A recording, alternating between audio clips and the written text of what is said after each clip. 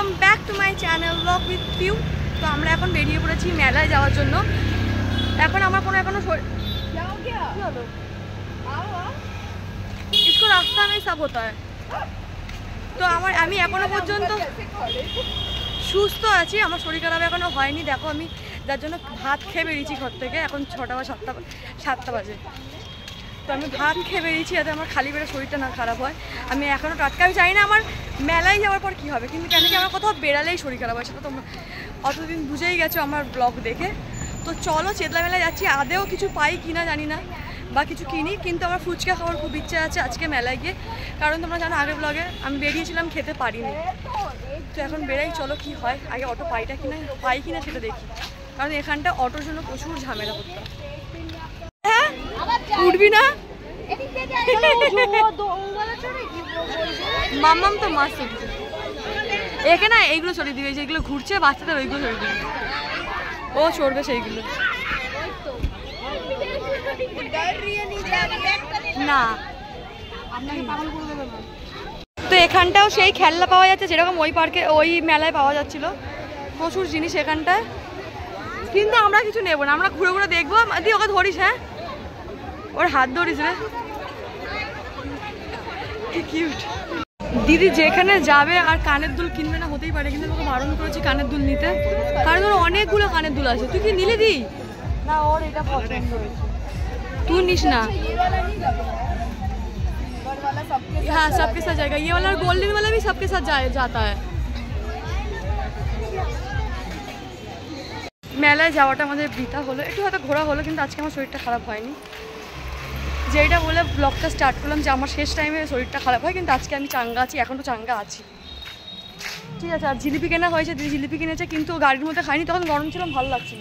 এখন গরম আছে, কিন্তু আমি দিদি হাফ কিলো কিনেছে, 100 টাকা নিয়েছে, তো এখন খাচ্ছে। আরে দুজন যা জ্বালিয়েছে না এই মায়েরাটা, ওকে তো ঘরে গিয়ে ক্লাস নেবো, তো ঘরে গিয়ে ক্লাস নেবো, ঠিক আছে বললো হ্যাঁ। তো যাই, আর ফুচকা খেয়ে তো পুরো মুখ মেরে দিল। ওই আর একজন এলিয়ান পড়ে গেছে, মিস্টার বিন কারা দেখেছে মানুষ, মিস্টার বিন যারা আছে ওপর থেকে 4 থেকে ধূপ করে পড়ে, আমার মেয়ে ওরকম ধাপ করে পড়লো। তো ঘরে যাবো আর ফ্রিজের মধ্যে ঢোকাবো জিলিপি, কারণ জিলিপি খাওয়ার মতো বেশি করে লোক নেই, আমরাই মনে হয় আছি এই দুজন। যাবো খাই বলে মনে হয় না, তোমরা তো জিলিপি অনেক মোটা মোটা, তো মেলা জিলিপি এরকম মোটা মোটাই হয়। তুমি পাতলা পাতলা খাবে, তুমি মিষ্টির দোকানে খাবে।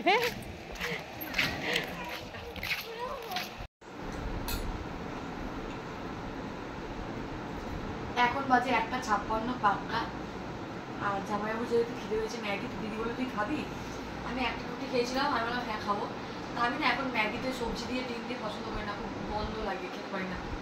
তাই বলে আমাকে নর্মাল করে দিলে খাবো, তো এক্ষুনি করে দিয়ে গেলো। আমি বলছি কি রে তুই আমার ম্যাগি করে তুই নিয়ে নিয়েছিস, আমি আলাদা করেই করি, যেরকম বলে সে মনে খুঁট থাকলে যা হয়। তো দিদিটা তোকে আমি 1 কড়া ম্যাগি করে দিয়ে তোর এখনো কম মনে হচ্ছে, তুই কড়া সাইজ দেখো আমার পেটের অনুযায়ী বলতো এটা পেট ভরে, কিন্তু না হ্যাঁ ওরকম আমি ইয়ার্কি মারছি, আমার এই ম্যাগি খেলে পেট টাইট হয়ে যাবে। এখন আমি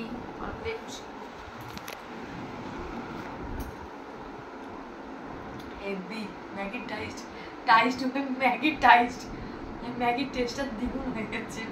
কেন খাটের উপর বসে বসে কেউ যদি করে দিয়ে যায়, তো জল ঢালা পান্তা ভাত আমি নুন দিয়ে খেয়ে নেবো। তো আজকে পিউর আবার শরীর খারাপ স্টার্ট। কি হয়েছে পিউ, উঠতে পারছিস না? বলেছিলাম মালিশ করে দিতে।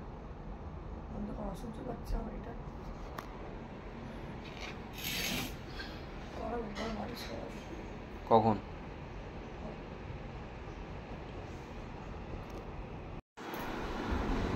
প্রচন্ড পেটটা ব্যথা করছে, থেকে এক নাগারে হচ্ছে, তা বলবো না, থেকে পেট ব্যথা করছে।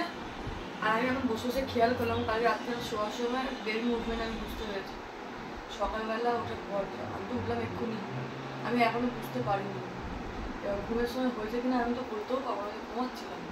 কি হয়েছে?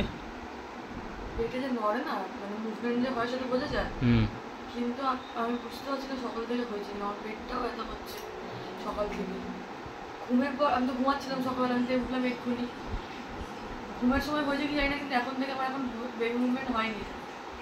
আমি ওটা এখন বাথরুমে গিয়ে ভাবছি, বারবার বাথরুম পাচ্ছে, পেট ব্যথা হচ্ছে, জানি না কার কার আমার এই 7 মাস আমার এরকম খার এরকম হচ্ছে, আমার তো হচ্ছে থেকে থেকে পেট ব্যথা হচ্ছে, মাঝে ঠান্ডাও পাচ্ছে সবার কথায়।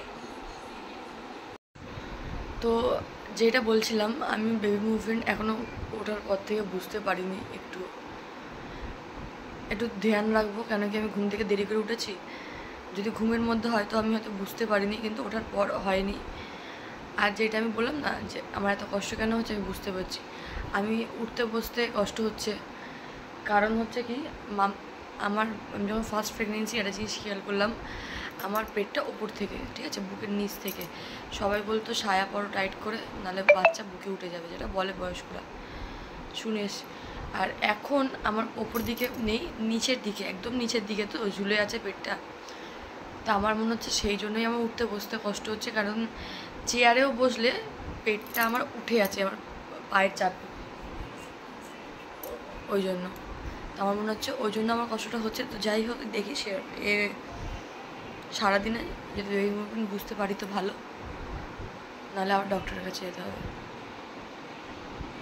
তো আজকের দিনটা এতটাই বোরিং যে দিদি গেছে 1:40-এ মায়েরাকে নিয়ে ওর ব্লাড টেস্ট করাতে। কারণ হচ্ছে কি যে ও স্কুলে ভর্তি হচ্ছে, সেই স্কুলে ব্লাড গ্রুপ তো চায়, তো ও যে দিদি জানে না, ওই জন্য টেস্ট করাতে গেছে।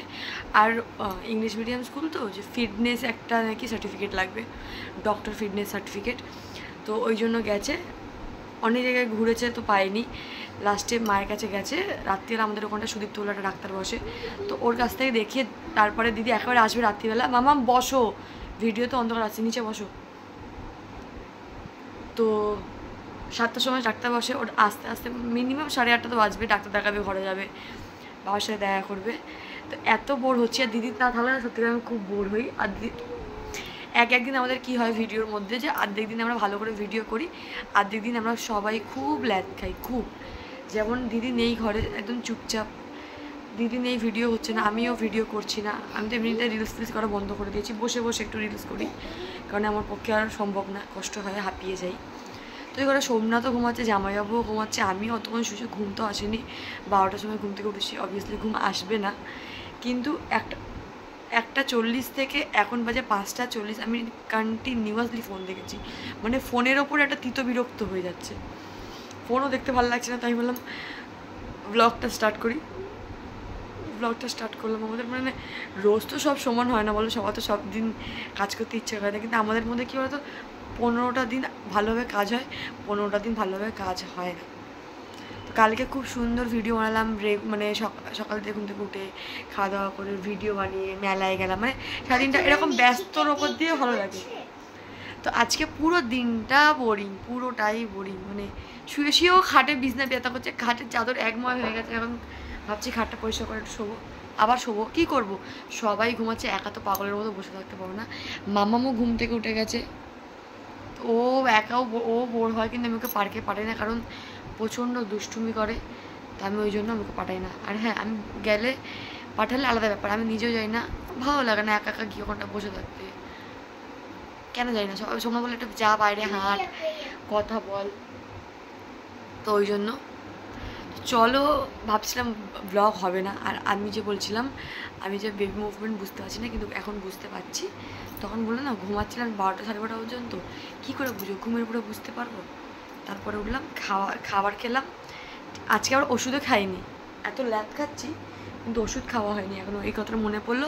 তো ব্লগটাকে পোস্ট করে সবার আগে খাবো ওষুধ, ব্লগ পোস্ট করে না, এই ব্লগটাকে বন্ধ করব, করে ওষুধ খাবো, ভিডিও এডিট করব, ভিডিও পোস্ট করব, তারপর আমার কাজ শেষ। তখন দিদি আসে, তখন কাজ হবে। কিন্তু গাইস বলছি, হ্যাঁ কালকে মেলা দিয়ে একটা মঙ্গলসূত্র কিনেছিলাম, ওটা পড়া হয়নি, থাক পরে করবো। হ্যাঁ, তো ব্লগটাকে এখানটা এন্ড করছি। ভালো লাগলে লাইক করবে, কমেন্টস করবে, আর কিছু জানার থাকলে আমাকে নিশ্চয়ই কমেন্টস করবে। আর এখন খুব খারাপ নেগেটিভ কমেন্টস আসছে, তো আমি পাত্তা দেবো না, সেটা অবভিয়াসলি তোমাদের ইচ্ছা, তোমরা নেট খরচা করে আমাকে ভিউ দিচ্ছ, দাও, আরও দিতে থাকো, তোমরাও ভালো থেকো। টাটা, দেখা হচ্ছে নেক্সট ভিডিওতে বাজে কমেন্টস করার জন্য।